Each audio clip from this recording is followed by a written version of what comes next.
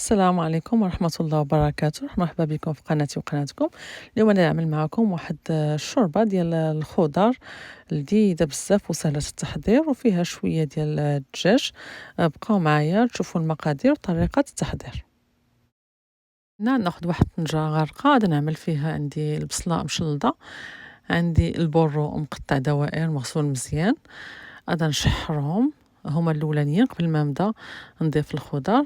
غادا نضيف واحد مكعب، واحد القطعة ديال الزبدة، وغادا نزيد شوية ديال زيت الزيتون، وغادا نشحر هاد البصلة والبورو في هاد زيت الزيتون والزبدة حتى يتشحروا شوية. عاد نبدا نضيف الخضر بشوية بشوية. هنا بعد ما تشحرات شي شوية هاد البصلة والبورو، هانتوما الواحد تنقطعوهم هكا رقاق شوية باش يكونوا صالحين للشوربة. نبقى مرة نحرك حتى يتشحروا مزيان. مهم هاد المرحلة اننا نشحروا الخضرة هكداك، وخاصة البصلة والبورو، حيت فاش نشحروهم تيطلقوا المذاق زوين في الشوربة. على ما شحرناش هذا البصلة والبورو ولا الخضر المتبقية ما تيكونش ما تتعطيش المذاق ديالها، ما تتكونش النكهة ديال الخضر ما تجيش بحال ماشي نفس الشيء. فهاد المرحلة تتكون ضرورية اننا نديروها. هنا تشحرت ليا البصلة ومطيشة، دابا ضفت البطاطا مقطعة مربعات صغيرة. فهاد المرحلة تبداو تضيفوا الخضر اللي متوفر عندكم واللي تتفضلوا نتوما. هنا عندي الذرة هنا مشوية، عندي الكرافس، عندي القرعة الصغيرة مقطعة دوائر، عندي جوج مكعبات ديال سكينجبير طري، عندي كان في المجمد، وعندي كذلك اللي تيبغي هذا اللفت هي مقطعات تعطي واحد المذاق مميز لهاد الشوربه.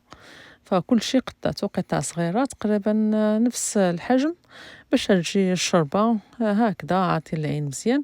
هنا عندي اللي عنده شويه ديال المكور، هذا باللونين ديالو يقطو هكاك محكوك.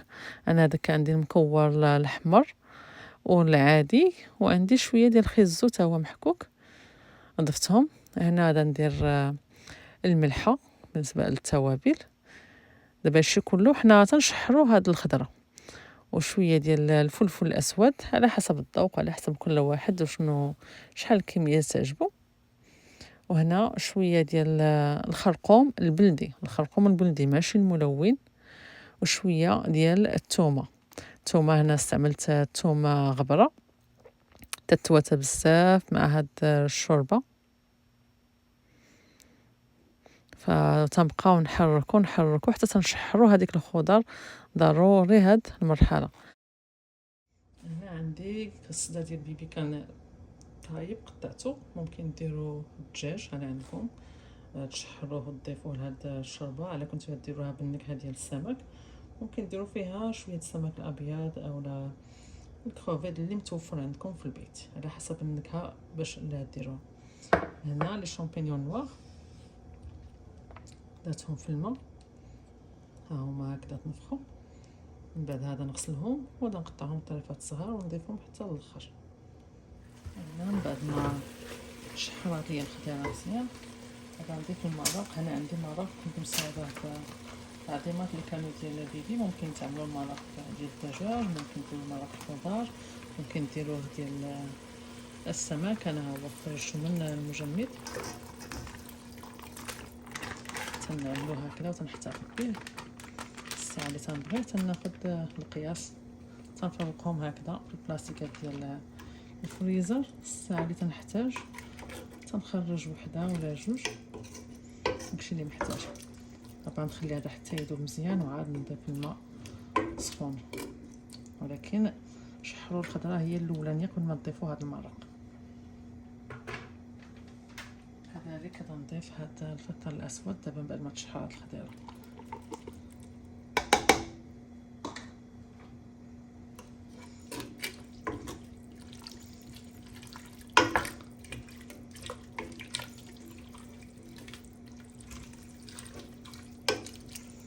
تبارك الله هي كميه قليله الخضره تعطيك قريعه.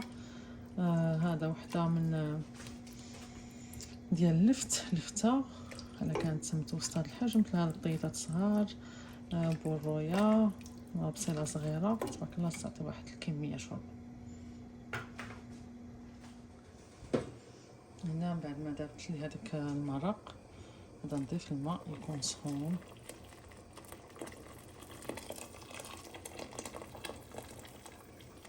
الماء الكافي على حسب القطعه اللي عاملين.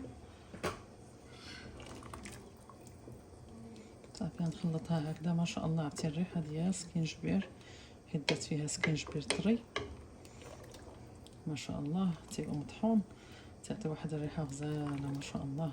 اللي ما عندوش سكينجبير طري يعمل سكينجبير غبره، تيتواتى بزاف مع هذا النوع ديال الشوربات. صافي نسدو عليها نخليوها حتى طيب، ومن بعدها نضيفو الدجاج اولا الحوت اولا البيبين اللي متوفر عندنا.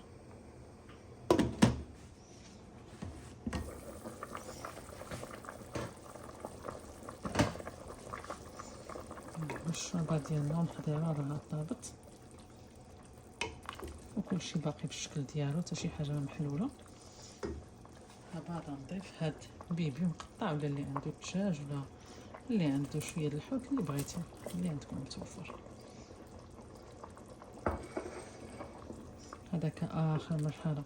اللي عنده قطعه ديال الدجاج يشحرهم في الاول مليحه ولا بزار، شويه زبيده ولا زيت الزيتون، وعادي يضيفهم حتى يشحرهم.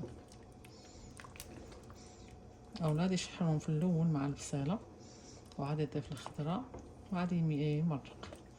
صافي هذا تغليه واحد الغليه وصافي، وراها الشوربه ديالنا واجده.